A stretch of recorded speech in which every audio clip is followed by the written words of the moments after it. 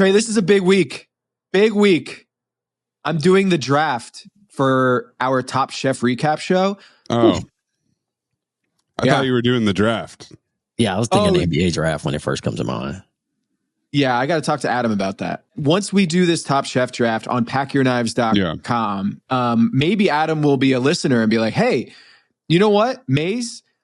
You're great at my job as the commissioner relaying the picks between me and Kevin Arnovitz. He might just say, you guys just run this whole thing. Yeah, and you might get brought in to pick chefs for team locker rooms. You never know. I can do that. Chef Ajapong for the Knicks because he's big Knicks fan. Let's get Eric Waz. Our guy Waz went to the Eric Ajapong Crate and Barrel event with Chef Eric. The Pander King himself. The Pander King has found himself in a new room. Love that. So we've got a new Substack with Pack Your Knives, our flagship Top Chef podcast we've been doing for several years, and it's sports. It's basically we watch Top Chef and treat it like it's the NBA. So Kevin and I have done recap pods every week for about 6 years, and this year we're now doing more content around the show, including exclusive interviews, data, like maps that you can see, like, hey, if I'm in a city, if I'm in Houston, Trey, you're going to Houston soon, right? I am. Are there Top Chef restaurants in Houston? Well, we're going to be able to help all of our paid subscribers have access to a Top Chef map as part of the buffet of the menu of things that you can get by upgrading to become a paid subscriber, which is $50 for an annual subscription. And if you sign up now on packyourknives.com as a free sign up, you get, updates, random posts here and there, but we really want you to not only listen to the pod, but become a paid subscriber on Substack. And the way you do that is go to packyourknives.com and go sign up for a paid subscription for Pack Your Knives. And I got to say, I'm working in the war room right now, trying to figure out my big board. And Trey, you love playing fantasy, all this stuff. That's the hardest thing is like draft night, like right before draft night, you got to do your homework, right? You got to, you lose your job. Yeah. You're going to lose your job. You're going to draft. Unfortunately, Tom will not lose his job in this situation because it's Tom. Tom's the owner. Tom's the GM. Tom's the coach. Right. Much like you with your adult league team, he has only one man to answer by the way. Oh, we got to get an update on that. We got to get an update on that. But what we do is we watch religiously this Top Chef show. We got Bon Appetit Award last year for best podcast of the food scene. Nominated among like a few other podcasts for the top food podcast of 2023. Crazy. We were in People magazine, Trey, for our podcast, which is super rando. I saw that and I was like, wow, big time. So we got to keep this momentum going. And so go subscribe right now, packyourknives.com, and jump on. The season has started. It's one episode in. You can catch up real quick and listen to our pods. Tom, I want to ask, in advance of this draft, is there a clear number one pick to you, or are we talking about a less clear dynamic? Are we looking at like maybe down to the last minute? It could be Paolo Banchero. It could be Jabari Smith Jr. Like, what's the deal here? It could be Chet Holmgren. I don't think we have an Anthony Bennett case here. I think it's a real standout that I'm eyeing with the number one pick. And I'm not going to tell Shams about it. I'm going to keep this real tight so that we don't mess up with the odds on the board. And I can't reveal because I want to reveal it on the show. So packyourknives.com, go subscribe and you will find out who is going to go number one in our Top Chef draft. All right. And then also there is exciting developments in the Count the Dings world. There is the rebirthed merch store. It is back, a reopening, a renaissance. You can get your BOMM, Pack Your Knives, Count the Dings, Cinephobe, shirts, hoodies, hats, all in the store. You can get limited edition Carl Weathers RIP to the Count of Monte Fisto merch. You can get the Amin logo jump shot. If you've wanted 4 broken fingers on the follow through, you can go to @CountTheDings on Twitter or Instagram and find the link to the merch store. It's very exciting, and we will be doing limited edition merch every month or so. There will be new merch that you can come check out. So go to @CountTheDings on Twitter and Instagram and find it there. Wait. So we're doing it. We're selling these shirts. Okay, I got the mock-ups of this Amin Elhassan, the shot heard around the world, and I thought this was just available. We're releasing it publicly. Yes. Wow. We're spreading the gospel. I really want what I seen. So yeah, Trey's going to be wearing an Amin jump shot shirt as he wins the championship. The key to success. I would love that, man, with some speedy delivery stuff, huh? It'd be great. Got some bad news about that, though. I will not be coaching in the championship game. Oh, because you're traveling? I'm traveling the day of. So this is a Mike Brown Warrior situation where your replacement might go on a 24-0 run. Yeah. Who is your Luke Walton? My Luke Walton is Corey Underwood. Shouts to C. Wood.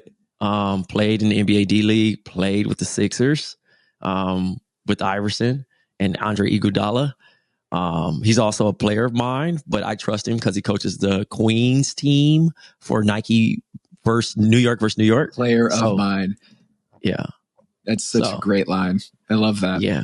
So, but very respected and knows how to handle the coaching. He actually can coach. I don't have to worry about like just throwing somebody pushing them into a job they've never done. You know what I mean? But yeah, man, we were up convincingly in the game, the Western Conference Finals, if you want to say it, or whatever group it was. We were up 30, and then my team got bored and let them back in the game. And they got the lead down to 6, and then we ended up winning by like 9 or something like that. A dub is a dub. Dub is a dub. We made it to the chip. You know, I know moral victories. I want them to finish the job, like Kobe said.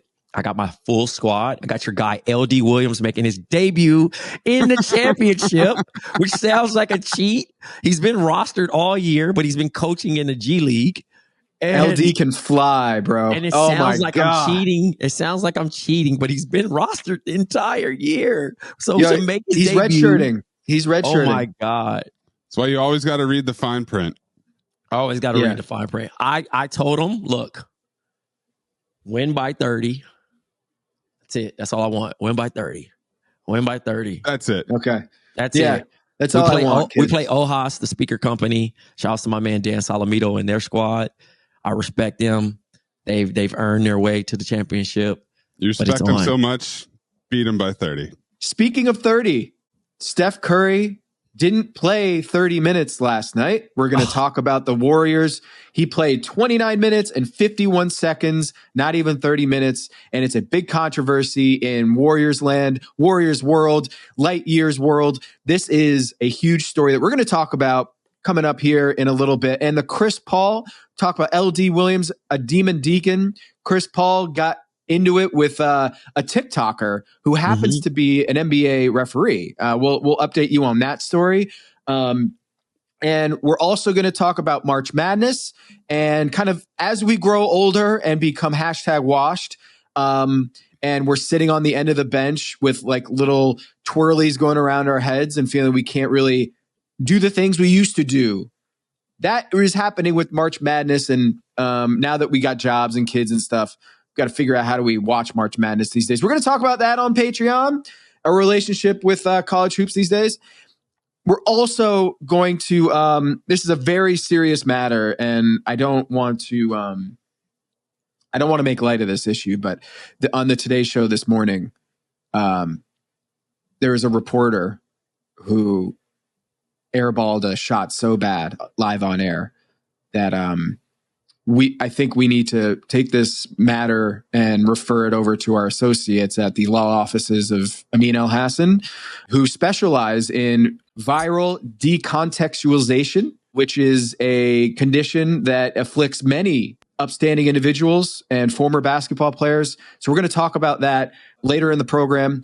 And then, go to the merch store and packyourknives.com. The Warriors are going to miss the playoffs here, it looks like. Or at least if things continue going down this path, Stephen Curry, Draymond Green, Jordan Poole is watching very closely this situation and just, I mean, the whole idea this season was, all right, we got Jordan Poole out of here. We're starting fresh. We got Chris Paul.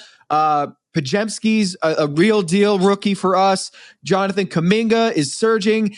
And yet this team is on the fringe, on the verge of falling out of the top 10 in the Western Conference, thanks to a close loss to the Minnesota Timberwolves last night. And afterwards, Steve Kerr was asked about why he put Stephen Curry on the bench for 9 minutes between the end of the third and the beginning of the fourth as they lost their lead. We can't expect to just ride Steph game after game after game. You know, these last few weeks have been really tough on him. We've put the burden of this franchise on his shoulders for 15 years. We can't expect him to play 35 minutes. We got 5 games in 7 days on this road trip. So if you want to say that him playing 30 minutes instead of 32 is the difference in the win and the loss, I totally disagree with that. And we're trying to win the game. We're trying to keep him fresh too. So Trey, he checked out with 4:07 left in the third quarter. They had a 3-point lead at that time. And then he waited until the 6:54 mark to check back into the game. And Steph was not totally on board with this. He was asked about it after the game. There was an opportunity for him to check back in around the 8-minute mark when they gave up the lead. And he said he was a little surprised by that and he wanted to play. And of course, you tell an NBA player, like you ask him after a game, hey, did you want to go back in the game? Yeah, they're going to say yes. No NBA player is going to say, actually, I liked sitting on the bench. They're always going to say yes. So maybe we're making a mountain out of a molehill here. But I would say holding Steph to 30 minutes in general, I get it because they want to make a playoff run and go preserve his body for a championship run. But if they preserve him so much that they miss the playoffs, that concern goes way out the window. It don't matter because the Houston Rockets are coming. They've won like 7 games straight, and they're 2 games back once you consider that the Golden State Warriors have the tiebreaker. How do you feel about Steve Kerr's decision and Steph Curry's response? Oh my God. What are you doing, Steve Kerr? You're 3 games behind the Lakers. Houston's on your ass. They don't want 8 straight. You don't have room to save Steph Curry. There's going to be no games left for you to save him. Like at the end of the day, you got to play him. You have to play him. First of all, competitive nature. And then secondly, what are you saving him for? What are you saving him for at the end of the day? Like for real, like what are you saving? If y'all don't make it to the playoffs, well, what are you really saving him for? Because if y'all lose games, you're going to make it even harder. And he's going to have to play even more minutes to even, make up for these. That was a winnable ball game. Now, yep. And to defend the Warriors a little bit, if your other team makes 21 threes, you're probably going to lose that game. It tied a season high for the Minnesota Timberwolves in an era where everyone's making threes. 21 threes is hard to overcome, but they could have overcome it. Yeah. Definitely with their best player on the floor. I don't know what he was trying to do. I mean, the last time I seen him voluntarily sit him 30 minutes and play him 3 quarters was when they was dominating. They're not dominating right now. They're trying to figure this thing out. The Warriors season has been a very roller coaster season. I'm not a fan, but I understand from my outside looking in. Mace could attest to being a fan on that side. But looking at it from an overall perspective, it's like, what are you doing, Steve? Like, what are you doing? This has been a weird season in itself. You got the extension. Now you're not playing your star. Like, real quick on the extension, people are saying, can we give it back? Yeah, that's funny. Can we hit Apple Z on that extension and just get it up out of here real quick. This Warriors season. So last year they couldn't win on the road, right? That was the whole story with the Warriors. Oh, they terrible on the road. This year they can't win at home. They have forgotten how to do that. Yeah, they are exceptional, especially after that JJ Redick LeBron clip went viral last week of no lead is safe when Steph Curry's around. It's actually been the opposite this year. Yeah. The Warriors have choked up incredible leads. 12-point lead last night. Yep. But that's just one game. Like, that's indicative of the whole year. Like, if they're up 10 with 5 minutes left, that is not safe because they have given that away multiple times. They've gone to overtime and lost. They have a lot of talent, but they also have the Draymond Green situation. They also have the Andrew Wiggins situation. They also have what's going on with Klay Thompson. It's a lot of talent, but Kerr has had trouble managing minutes all year long. You'll hear the Lightyear guys talking about like not playing Moody enough, or they were reluctant to play Kuminga a lot, and then they started playing him a lot, and it's been a mess the whole year. And the main thing is, if there's no Curry, they can't do it. Yeah, and he sprained his ankle a couple weeks ago. He went out, and they immediately lost to the Spurs without Wemby, which was terrifying. And then he's back and they don't play him enough and they give up a 12-point lead. So they are embarking on a 5-game, 7-8 day trip here, which is what Steve Kerr is saying is, look, we got to protect him. And Anthony Slater wrote in his Athletic piece, he was like, hey, last game, he came out at the same exact time, but they brought him back early in the fourth quarter and he finished with 35 minutes in the game. They're deciding to protect him ahead of this road trip here. So that's what they're thinking is like, hey, if we want to make the playoffs, we got to have healthy Steph. And the best way we can have healthy Steph is we don't run him into the ground in the first game of a brutal road trip. That's what they're saying. I think this points to the fact that the rotation just isn't strong enough to withstand when Steph hops out of the lineup. Yeah. They don't have enough depth. Andrew Wiggins was that guy in 2022, in that postseason run. He was amazing. He was a star. He was an all-star. Mm-hmm. He's not that guy anymore. Chris Paul, he's 30. How old am I? 38. He's 39 years old, pretty much. Mm-hmm. And the idea that Chris Paul can lead that second unit when Steph's out, it's difficult at that age, right? Moody is DMPing. He's getting DMP CDs. Mm-hmm. Coach Trey, how do you resolve this? You play Steph more minutes, but is there more that Steve Kerr needs to do to get these guys going? Coach Trey. I think at the end of the day, you rely on your star, especially in those situations. Now, if there's a clearly situation that Steph can't really bring them back, then you got to look at them and be like, all right, bro, But I hope Kerr just stood up and was like, yo, this one's on me. Because at the end of the day, and that's the assistants coaches too. Like, yo, we got to get Steph in.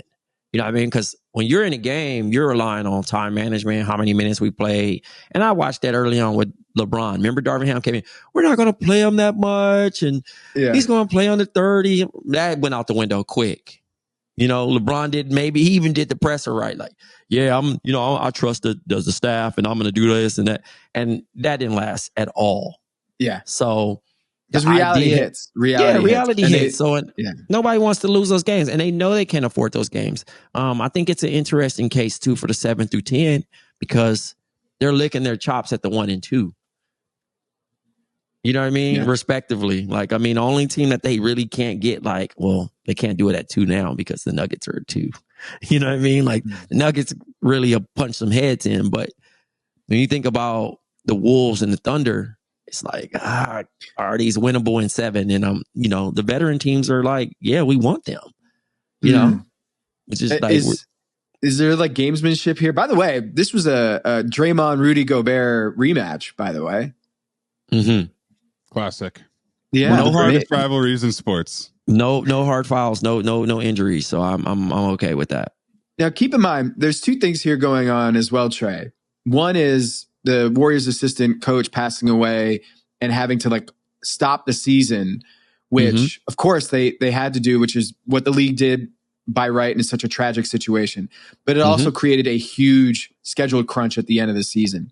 So I think what they're dealing with here is kind of, it's not fair. None of this is fair. But it's also something that they are trying to prepare. Like, all right, we had a few extra days off in the middle of the season to take care of ourselves and deal with this. But this has probably been Rick Celebrini, the head of performance and medicals at the Warriors. He's probably circling this stretch in the calendar, being like, if we're gonna come out of this in one piece, we got to make sure that Steph is rested and make sure that he's ready.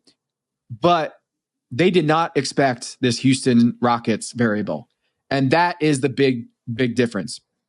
Secondly, the KD thing happened. We remember in the 2019 NBA Finals, he got cleared to play, or it's kind of, depending on who you talk to, whether he was cleared officially, unofficially, how he got to play on that calf strain, and then he blew out his Achilles and was out for a year and a half. That is what I think is tough to disprove. When Steph plays and doesn't get hurt afterwards, you can always point to the fact that, hey, he should have played more. But what Steve Kerr is trying to prevent is another KD situation, is that we grind this guy down, and just because he didn't get hurt last night does not prove that the decision was wrong. In some ways, it proved that the decision was right, that he did not have a cataclysmic injury, and that's what they're protecting against, because they dealt with that in 2019. Sure. I think the difference was they were a little more comfortable.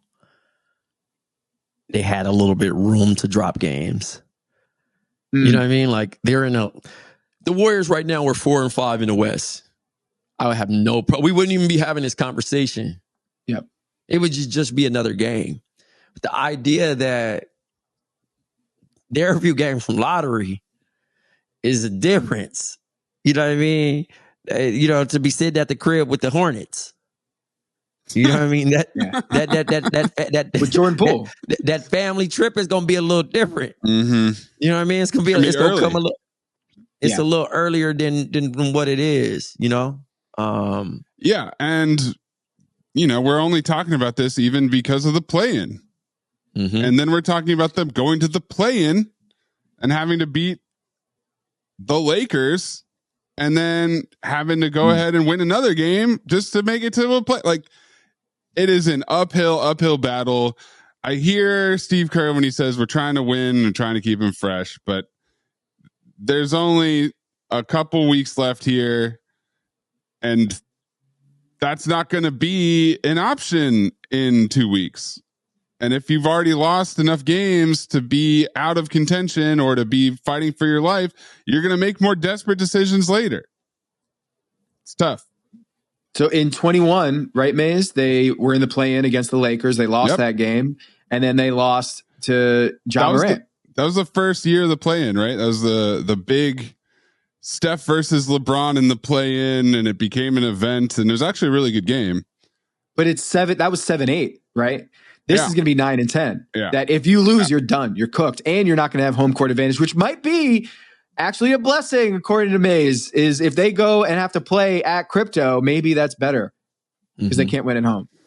Maybe that's the strategy that they've been employing all along. You never know. But yeah, I wonder how Adam Silver will get out of the LeBron and Steph in the 9-10. That's a tough one for the scriptwriters to solve. If you can't have either of the faces of the league making the first round of the playoffs, that's a pretty tough one. Have you guys looked at the East play-in bracket? Not recently. Right now, it's Chicago. It's Miami, Philly, Chicago, Atlanta.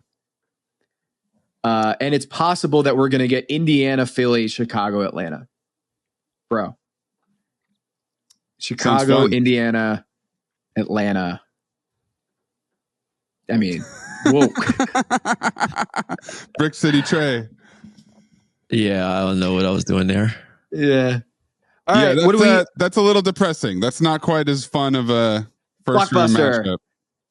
On the one hand, you've got Bulls, Hawks. On the other hand, you've got Steph versus LeBron. Yeah. Again. It's getting contentious in these streets. We had Chris Paul was ejected at the end of the game the other day. Tony Brothers ejected him. Trey, I don't think you've gotten caught up to speed on this one, so let's watch Chris Paul after the game. They were looking for a technical. What happened there? Oh, man. Oh, Tony. He talking to me, I talk back. I called him a Tik Toker. I got a tech. That was the last one? No, the first one. I just said Tik Toker. Gave me tech.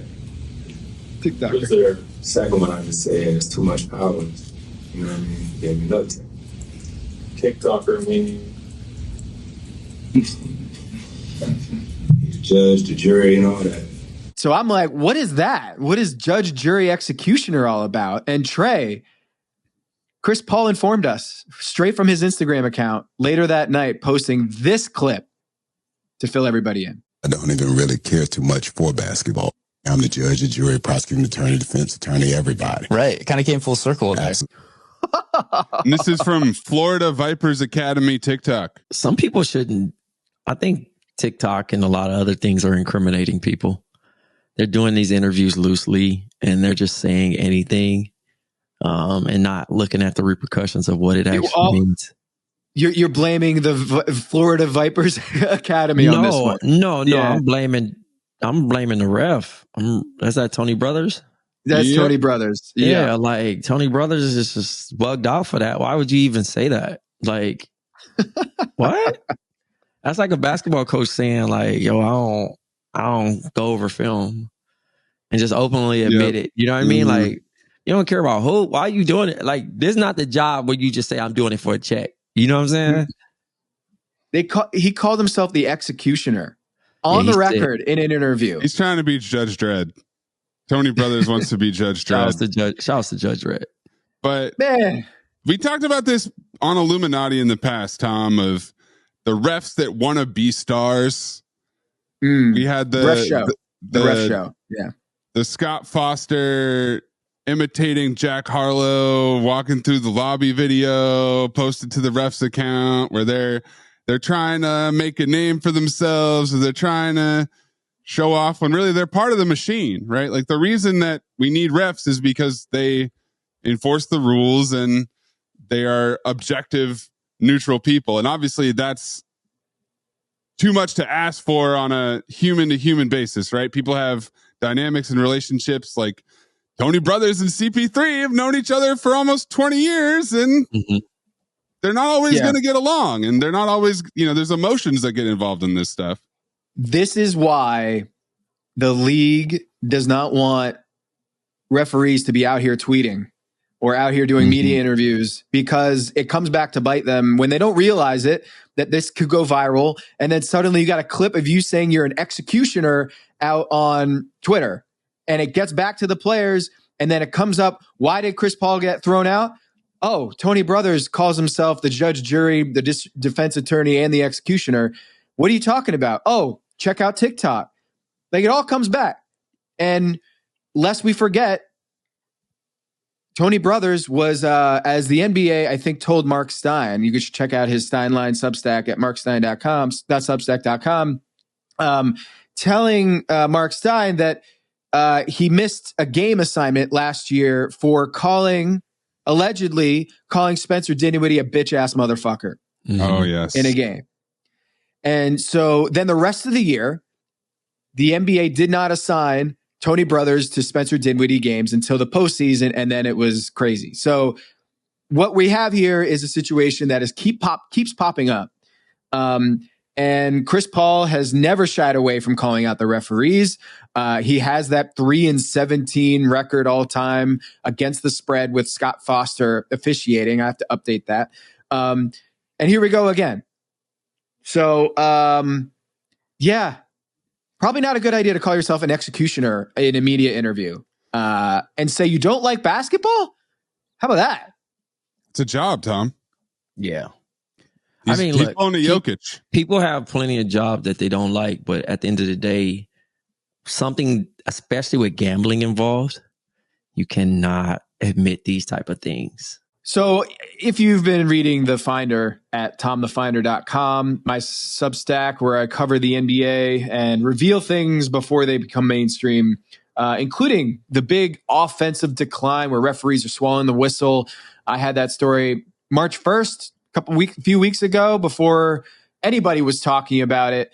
And I am promoting my story. I'm going to beat my chest about that because I need to grow an audience. So thank you for reading if you're subscribing already. And I've talked about how I watch the Today Show every morning. I have it on as kind of like a background noise for when I'm making breakfast with the kids and I get up to date on the news happening around the world. And this morning, while I'm making eggs for my girls, something very affecting happened on the screen.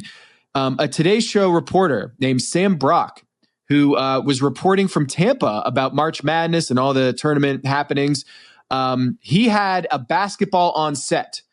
And here is what happened. He had a basketball in his shot, okay? He was on a court in Tampa, and they called him out and said, hey, you need to go take a shot now that you got a ball. And this is what happened. All of the number 1 and 2 seeds on the men's field are advancing to the Sweet 16, and it's only the 5th time that has happened since seeding began. That was almost a half century ago. So the favorites are showing up. Right back to you. Sam, there's been a request from the control room and the desks for you to turn around and take a shot. You're 7 feet tall. You've got a basketball in your hand. Here's the problem. Jesse Kirsch almost hit a half-court shot on live television. Anything that I do from here with the jacket on, it's just going to make me look bad. Let's go. Yeah. Okay. Well, this is going to be a disaster. Let's go. Come on. You know what? You're the one who brought a basketball to a live shot and a desk. I know. So I think you can This see was the worst decision I ever made. That shot. Oh my gosh. Oh, Sam. It's okay. I lost you guys. I have no audio right now. Just the embarrassment of what I just did. How convenient. That was terrible. Thanks, Sam. And he's so tall. I know. So much height. I know. It's a disappointment. It seemed like he really had to haul it. He was close to half court. I think it was like a 3-point shot. And he's 17. You know what? You bring a basketball to a basketball court, you're going to have to take a shot. Yeah. He looks like a quarterback. He looks Tony Romo. Yeah. There you go. Okay, he's got the IFP. He looks like a big Steve Young.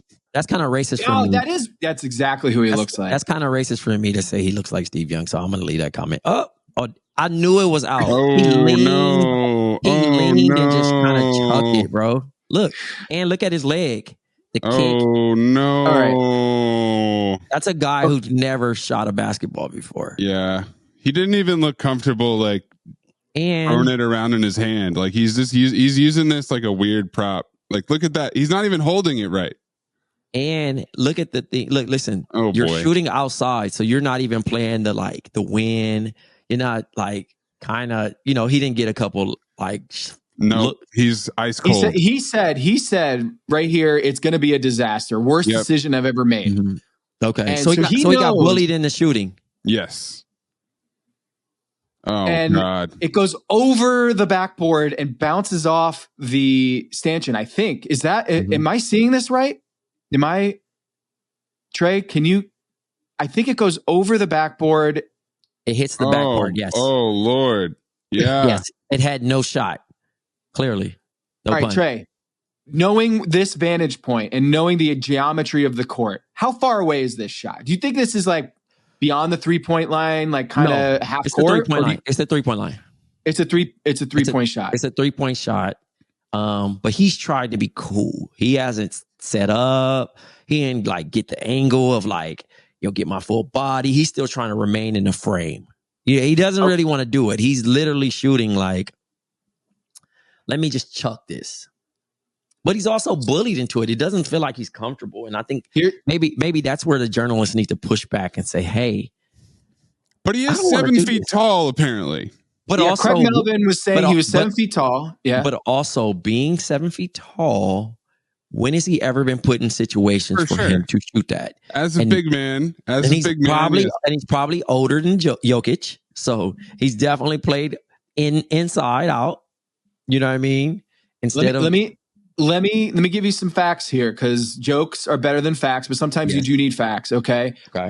He brought the ball to the shoot, right? That's a mistake, because Savannah Guthrie, the ball. He brought the ball. Savannah Guthrie rightfully pointed out here, the host of the Today Show, Savannah Guthrie said, if you bring a ball to the set, you got to shoot. I'm sorry. You got to shoot. You can't bring a basketball to the set and not be expected to show off your basketball skills. So he made the decision to do that interview with a basketball in hand. And Mays, they brought him back. They brought him back to the show for round 2, Trey. This next segment, he came back on, and one key difference, no jacket this time. Trey, how does he do on his redemption shot? Let's see. Sam, we want to give you one more chance. Sam. You got this. That's so generous of you. By the way, the number of text messages I received saying you are pathetic just now is like too many to count. But let's hear this a shot. Just so you know, this is like Steph Curry level. Go. You got this. Oh, I think that went in. Did you see it go through the hoop? I think I saw that too. Sam. His head's already down. He's not even confident. Yeah. He's just kind of like, look, man, people, look, this dribble. Anybody that dribbles, that looks down, he's not a basketball player. No. He just happens to be a tall man. Yeah. Right? He's like my dad. Right? He's actually, look, and he stepped in. He tried it. No follow through. It was bad. Go back. It wasn't bad. All right. Look at this. It's pause not on it. a terrible. The release is there. He had a follow through. He flicked it as if he was Iverson. That's good form, Trey. Hold on. He flicked Tom, it. we can't allow anybody that doesn't shoot like Amin to be called good form. Yeah. Oh, come on. Just because someone has virally recontextualized what a jump shot is supposed to look like. So the thing is, and what I see right? So like when he did that, Didn't even right? hit the rim.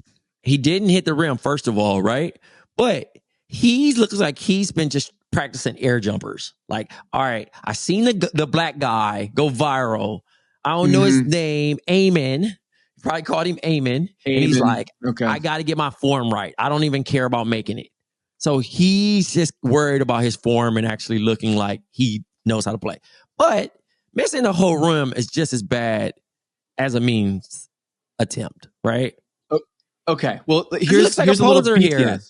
No, man, that's a good looking form. No, I'm sorry, Tom. He's stepping forward and then he's drifting to his right. Yeah, he wasn't even set. He's not balanced. He's not. You're giving too much grace. All right, give me the facts, man. Give me the facts because I don't. All right, Sam Brock is 6'5". Okay, so he's 6'5". He's not 7 feet tall. Right. Okay. He had an earpiece. And if you're doing these shoots, the earpiece is attached to your jacket, right? Yep. The collar of your jacket, and it's in your ear. All right. Yep. So when he's saying, hey, man, I got this jacket on, like, not only is it about a flexibility standpoint, but also you're attached. And so if you shoot, if you're like, boom, to be fair, it's going to pull something out of your.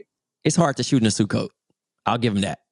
All right. So he removes the suit coat and he still, it doesn't go where he wants it to go. It doesn't. All right. I want to ask you, Trey, would you advise him to try to redeem himself? Because the upside is, okay, maybe you make it, but 90% of those shots are going to be either bad out or embarrassingly bad. So I don't think you go back out there. What I really do is stop setting me up for failure in that camera angle. That too. Secondly, let me just focus on the shot versus trying to talk if I actually need to shoot.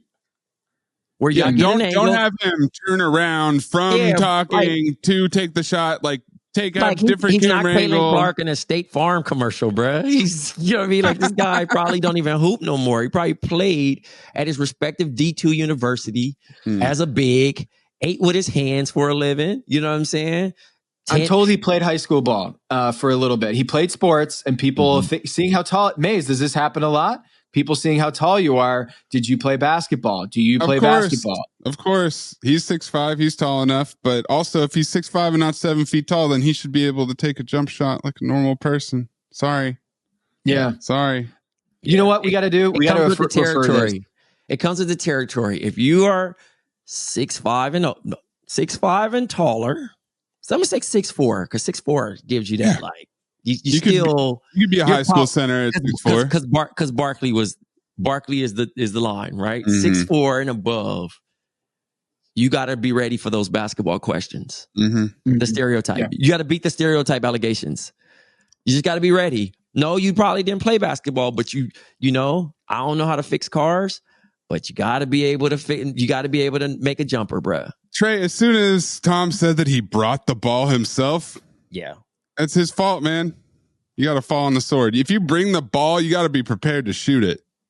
Yeah, you know what? We need to get to the bottom of this. I feel like, hey, Sam, if you're watching this, yes, I've taken upon myself and Count the Dings to refer you to the law offices of Amin Elhassan to Call fight Amin. back. Call Amin.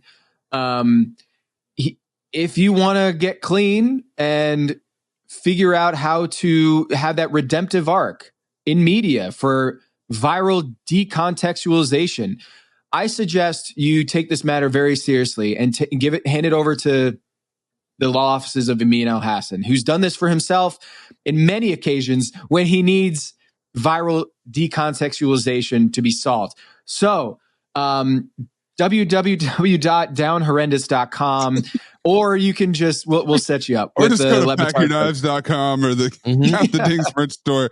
One of those links. Yeah, it'll be fine.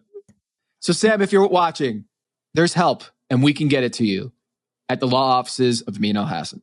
All right, now we're going to talk a little March Madness. Golke is his name from Oakland, who Mr. 10-3 killed the Kentucky Wildcats.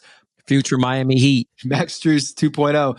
He's a viral sensation, but very short-lived March Madness. We're going to talk about how we are watching March Madness at our ripe old ages that we are, and how our relationship with college basketball has changed. So for the Patreon, patreon.com/countthedings.